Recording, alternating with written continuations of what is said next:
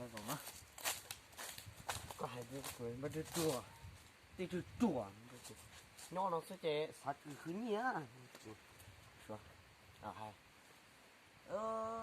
Đi đứa chùa. Nên không nó hơi chế. Cứ gì khứ nhé. Sát chứ khứ nhé. Nếu mà chú khứ nhé chả đâu. Chú sao để ông vị cú sao. Ông vị có. Chả ông vị hèn. Tôi nhé họ tường đùa. Tương họ tới trời chán ông đưa theo ông vị tôi nhớ chứ cũng qua thế theo. Ui dòng ô đưa à. Cú nói như sát thì tàu rồi ha. Xa, giờ có ông vị nó chứ xa chứ có lúc gì cha chứ ô chứ ô ha. Tới chứ cú xa để ông ra một mì vì thế cú sát thì tàu đấy ha nhờ. Đó.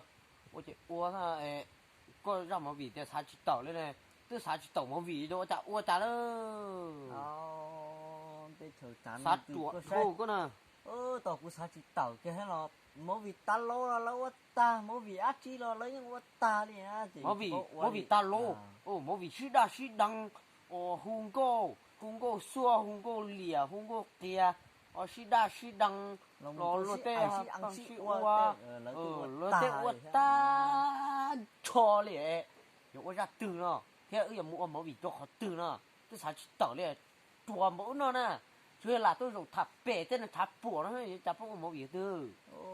Đấy cũng xa đấy, to nu pe nu là những cái tông gì trong là nhở, nhiều thứ. Sẽ có một trong từa, nhiều trong mẫu vị là. Chi, tại sao mà cái trong bọc bể con chưa chuyển chưa đúng có tiêu rồi.